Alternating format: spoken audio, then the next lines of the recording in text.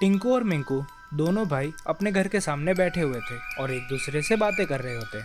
तभी वहाँ पर उनकी दोस्त आती है, बबली। बबली पूछती है। तुम दोनों को याद भी है आज क्या है? टिंकू बोला।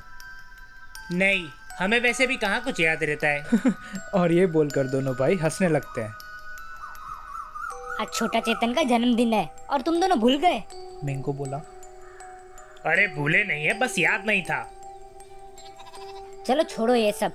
यहाँ नजदीक में ही एक केक की दुकान खुली है और लोग कहते हैं वहाँ बहुत अच्छा केक बनाते हैं। चलो वहाँ से एक केक लेकर छोटा चेतन के घर पे चलते हैं।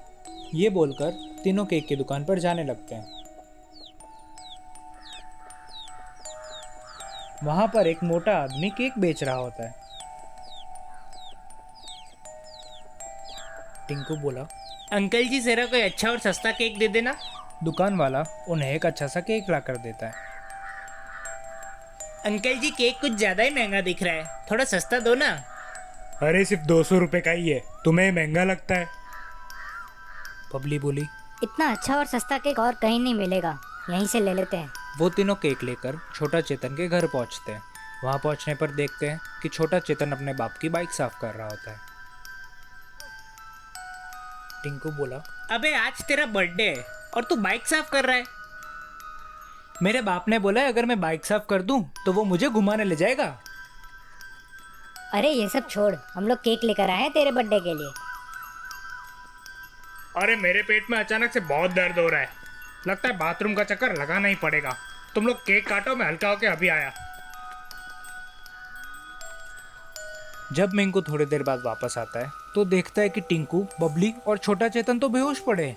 वो उनके पास जाकर उन्हें उठाने की कोशिश करता है लेकिन कोई उठता नहीं है। तभी अचानक से तीनों उठ जाते हैं। अरे यार, तुम तीनों ने तो मुझे डरा ही दिया था और तुम तीनों ने केक भी अकेले खा लिया। लेकिन ऐसा लग रहा था कि मिंकू की बातों का उन पर कोई असर ही नहीं हो रहा है। फिर तीनों कमरे के बाहर निकल जाते हैं। अरे तुम तीनों कहाँ जा रहे हो? लेकिन उन तीनों में से किसी ने भी उसका जवाब नहीं दिया। वो लोग चलते चलते केक की दुकान तक पहुंच गए और मिंकू को कुछ भी समझ नहीं आ रहा था कि ये सब हो क्या रहा है। वो उन तीनों के पीछे पीछे उनका नाम बोलते बोलते चला आ रहा था। वो तीनों दुकान के अंदर चले जाते हैं। मिंकू भी उनके पीछे पीछे दुकान में जाता है, लेकिन दुकान के अंदर इतना अंधेरा था कि मिंकू को कुछ भी नहीं दिखाई दे रहा था।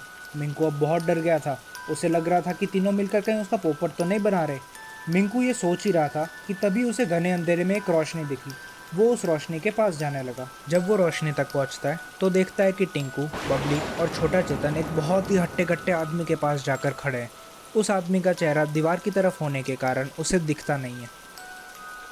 मिंकू को कुछ समझ नहीं आ रहा था कि ये सब हो क्या रहा है। तभी वो आदमी पीछे मुड़ता है। मिंकू उसका चेहरा देखकर बहुत डर जाता है। वो डर के मारे दीवार के पीछे जाकर छुप जाता है। मिंकू की हिम्मत ही नहीं हो रही थी कि दीवार के उस तरफ देखे, लेकिन फिर भी बहुत हिम्मत जुटाने के बाद वो उस तरफ देखता है। लेकिन वो आदमी गेट पर ही खड़ा होता है और मिंकू डर के मारे पैंट में सुसु करके बेहोश हो जाता है। क्या मिंकू, टिंकू, बबली और छोटा चेतन इस केक मॉन्स्टर से बच पाएंगे? देखते हैं अगले एपिसोड में क्या होता है।